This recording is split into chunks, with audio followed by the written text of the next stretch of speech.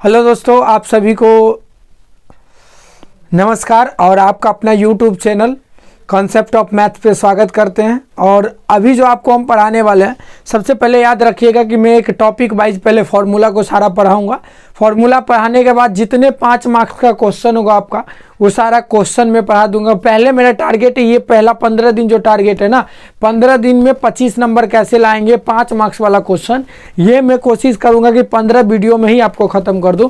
तो मैं सबसे पहले आपको फार्मूला रिवाइज कराऊंगा कि फार्मूला जो आप भूल गए होंगे या फार्मूला याद नहीं होता तो याद करने का कुछ निमोनिक्स बताऊंगा, कुछ टेक्निक बताऊंगा जिससे आप याद रखिएगा। तो चलिए आज हम लोग घनाव पढ़ते हैं और क्यूबाइड पढ़ते हैं। तो सबसे पहले याद रखिए कि घनाभ को हम लोग क्या बोलते हैं, क्यूबाइड, यानी इंग्लिश में इसको हम क्यूबाइड बोलेंगे, हिंदी में इसको हम लोग बोलते हैं घनाभ। तो घनाभ सबसे पहले समझिए किस तरह होता है। तो दो रेक्टेंगल यानी चतुर्भुज को, दो चतुर्भुज के मिलके एक क्या बनता है, रेक्टेंगल बन गया। यानी दो चतुर्भुज के मिलके ये आपका रेक्टेंगल हो गया, यानी चतुर्भुज हो गया। इस तरह का दो चतुर्भुज बनेगा। कितने बनेगा, दो रेक्टेंगल बनेगा। तो एक इसको मिला दीजिए, इसको मिला दीजिए, इसको मिला दीजिए और इसको मिला दीजिएगा। तो ये जो आपको दिखाई दे रहा है ये क्या होता है आपको पता है, इसको हम लोग घनाभ बोलते हैं। यानी दो चतुर्भुज के मिलके एक क्या बनता है, घनाभ बनता है। तो घनाभ में सबसे पहले याद रखिएगा ये पार्ट आपको कुछ याद रखना है, कुछ ये पार्ट याद रखना है, कुछ ये पार्ट याद रखना। तो मैं अभी बता रहा हूँ कि सबसे पहले याद रखिए कि अगर आपसे ऑब्जेक्टिव में ये पूछ लिया जाए कि घनाभ किससे मिलकर बनता है, तो ये याद रखिएगा रेक्टेंगल, यानी रेक्टेंगल का मतलब चतुर्भुज से मिलके क्या बनता है, घनाभ बनता है। यानी चतुर्भुज से मिलके जो बनेगा वो क्या बन जाएगा बाबू, आपका दो चतुर्भुज को मिला के क्या बनता है, एक घनाभ बनता है। ठीक है, इसमें क्या क्या होगा, तो एक याद रखिएगा लेंथ होगा। लेंथ मतलब आप समझ रहे हैं, जिसको लंबाई बोलते हैं, और लंबाई को हम लोग किससे डिनोट करेंगे, एल से डिनोट करेंगे। दूसरा क्या हो जाएगा, ब्रेथ हो जाएगा। ठीक है ना, तो ब्रेथ कई सारे बुक राइटर ऑथर इसको बेस भी लिख देते हैं। ठीक है, तो आप बेस भी समझ ले, इसको हम लोग क्या बोलेंगे, चौड़ाई बोलेंगे। मैं शॉर्ट में यहाँ लिख रहा हूँ, आप समझ जाएंगे क्योंकि आप रिवीजन कर रहे हैं। उसके बाद हम क्या बोलेंगे कि एक हाइट होता है। चलिए, तो हाइट को हम लोग क्या बोलते हैं, ऊंचाई। ऊंचाई को हम लोग किससे डिनोट करेंगे, तो ऊंचाई को जो हम लोग डिनोट करेंगे वो एच से डिनोट करेंगे। और ब्रेथ को किससे, बी से, यानी चौड़ाई को बी से डिनोट करेंगे। तो दो रेक्टेंगल के मिलके एक क्या बन गया, चतुर्भुज बन। और ये क्या होता है, जैसे एक माचिस का बॉक्स देखे होंगे, ये भी एक देखिए एक रेक्टेंगल टाइप्स का, अगर जस्ट लाइक हम समझ लेते हैं कि क्या होता है। तो ये एक रेक्टेंगल्स के टाइप आपको दिखाई दे रहा है। रेक्टेंगल टाइप में अगर आपसे ये पूछ लिया जाए इसके अंदर फेसेस कितने होते हैं और वो फेसेस कितना होगा, तो ये याद रखिएगा। अगर एक बुक को भी आप देखिए रेक्टेंगल के टाइप में, अगर आपसे इसमें पूछा गया कि फेस कितना होता, तो याद रखिए 1 2 3 4 5 6 इस तरह का अगर आपको फेस दिखाई देगा। एक माचिस का बॉक्स भी ले लीजिएगा, उसमें भी फेस दिखाई देगा। ठीक है, और सारे चीज़ आप देख सकते हो, उस तरह का बहुत सारे ऐसे चीज़ मिल जाएंगे जिसमें क्या होगा, फेस और कॉर्नर काउंट करना होगा। तो इसमें आपको फेस नहीं बताना है कि क्या होता है, तो आप समझ जाइएगा। अगर आपसे बोला गया कि लेंथ, ब्रेथ और हाइट क्या होता है, तो सबसे पहले याद रखिए ये वाला चीज़ जो आपको दिखाई दे रहा है, ये इस तरह का, अगर आपको इस तरह का इधर भी दिखाई देगा, तो ये हमारा क्या करता है, ऊंचाई का काम करेगा। यानी ऊंचाई क्या करेंगे, तो ऊंचाई को हम लोग एच से डिनोट करते हैं। ये आपका क्या करता है, लेंथ का, यानी लंबाई का काम करता है। और इसी में जो आपको एक चीज़ ये जुड़ा दिखाई देगा, ये आपका क्या करेगा, चौड़ाई का काम करेगा। यानी ये जो हो जाएगा बेस का काम करेगा। ठीक है ना, तो आपको बस इसको याद रखना है, बेस यानी इसको ब्रेथ भी बोल सकते हैं, जिसको हम लोग को बी से डिनोट करते हैं। तो ये केवल चीज़ याद रखना है कि क्या होता है। ठीक है ना, तो इसका टोटल फॉर्मूला आप समझाएंगे आगे आपको। तो सबसे पहले लेंथ को एल से डिनोट करते हैं, लंबाई, चौड़ाई को बी से डिनोट करते हैं, ऊंचाई को एच से डिनोट करते हैं। यहाँ तक आई होप आप लोगों को क्लियर हो गया होगा। ये वाला जो पार्ट दिखाई दे रहा है, ये इस साइड अगर आप जाते हैं तो चौड़ाई को डिनोट करेगा, इस साइड जाएंगे तो ये ऊंचाई को डिनोट करेगा, जिसको हम लोग एच से डिनोट करते हैं। चलिए, तो ये आप समझ गए होंगे।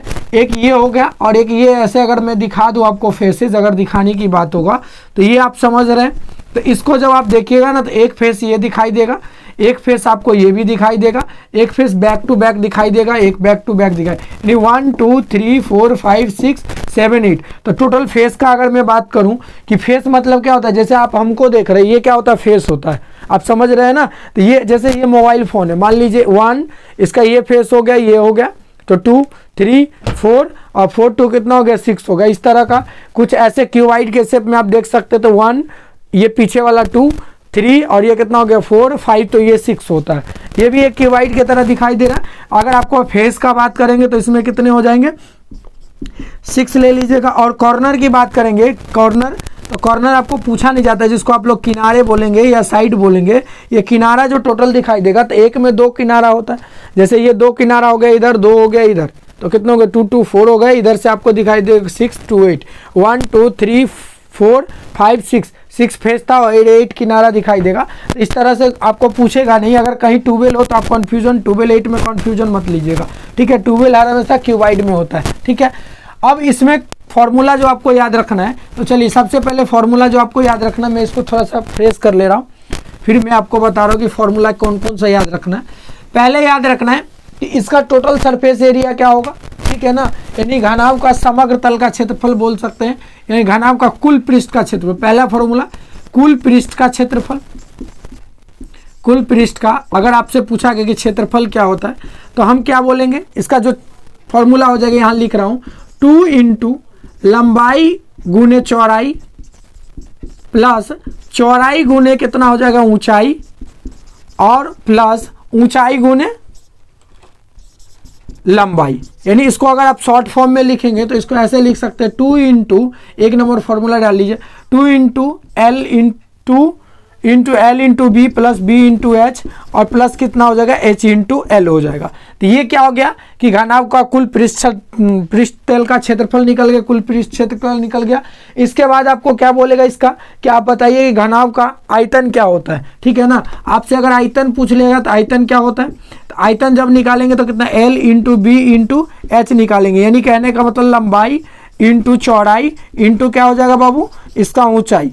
यहाँ तक समझ में आ गया कि दूसरा फॉर्मूला क्या हो जाएगा। अगर आयतन पूछने की बात किया तो लंबाई चौड़ाई और इंटू क्या करेंगे, ऊंचाई करेंगे। उसके बाद तीसरा फॉर्मूला आपसे पूछेगा कि घनाभ का विकर्ण बताइए, तो विकर्ण मतलब क्या होता है, डायगोनल। इसका मतलब क्या होता है, वॉल्यूम, ठीक है ना। ये वॉल्यूम आप याद रखेंगे। इसको हम क्या बोलेंगे, इसको शॉर्ट फॉर्म में टोटल सरफेस एरिया बोलते हैं। और ये क्या होगा, विकर्ण, यानी डायगोनल हो जाएगा। तो डायगोनल को हम किससे डिनोट करेंगे, याद रखिएगा। तो डायगोनल में याद रखिएगा लेंथ ब्रेथ हाइट तीनों चीज़ को आपको दिखाना पड़ेगा। तो ये कितना होगा, रूट अंडर एल का स्क्वायर प्लस बी का स्क्वायर प्लस एच का स्क्वायर। ये हमारा क्या होगा, डायगोनल रूट अंडर लंबाई का स्क्वायर, ठीक है ना, प्लस क्या करेंगे चौड़ाई का स्क्वायर, ठीक है, ये ब्रैकेट ले लीजिएगा, और इंटू कितना हो जाएगा ऊंचाई का स्क्वायर। तो ये हमारा क्या हो गया, डायगोनल हो गया। यहाँ तक समझ में आ गया, आई होप यहाँ तक आप लोगों को क्लियर होगा, इतने बात समझ में आ गया होगा, ठीक है। एक और फॉर्मूला इसके अंदर बनता है, जो यही मैं ऊपर में लिख दे रहा हूँ कि अगला फॉर्मूला क्या बनेगा। तो 1 2 3 4 फॉर्मूला ज़्यादा से ज़्यादा आपको याद रखना है और कुछ नहीं याद रखना है। चौथा नंबर जो फॉर्मूला आपको याद रखना है, ठीक है, वो क्या कहते हैं, चारों ओर, इसमें क्या होता है, एक चीज और आ जाता है, चारों ओर दीवार का क्षेत्रफल। जैसे अगर एक दीवार वाला क्वेश्चन आए ना, तो चारों ओर दीवार का क्षेत्रफल या फर्श का क्षेत्रफल अगर आपसे बोला जाए, यहाँ दीवार भी दे सकता है, ठीक है ना, तो दीवार पे भी आप अप्लाई कर सकते हैं, ठीक है ना। और आगे चल के आप क्या कर सकते हैं, दीवार का क्षेत्रफल निकाल सकते हैं। तो ये कितना होगा, 2 इंटू, ठीक है ना, L plus B into H. यानी कहने का मतलब क्या होगा, 2 इंटू लंबाई प्लस चौड़ाई इंटू क्या करेंगे ऊंचाई। तो ये घनाभ का 4 फॉर्मूला था, जिसको आप बहुत ही कम समय में आपको मैं सिखाने का प्रयास किया हो। और कोई भी आप कम्पिटिटिव एग्जाम दे रहे हैं, किसी भी एग्जाम को आप दे रहे हैं, तो इस तरह का फॉर्मूला आपको याद रहना सबसे जरूरी है, क्योंकि ये बेसिक चीज़ें होता है। आई होप आप लोग को सभी को क्लियर हो गया। तो अगर वीडियो अच्छा लगा हो तो लाइक तो करना ही करना है, लाइक के साथ साथ सब्सक्राइब भी कर लीजिएगा। और साथ में जो दोस्त पढ़ रहे हैं उसको इजी वे में अगर फॉर्मूला समझना हो किसी भी चैप्टर का, तो उनके लिए भी अच्छा होगा, तो शेयर भी कर दीजिए। बाकी आप सबों को धन्यवाद।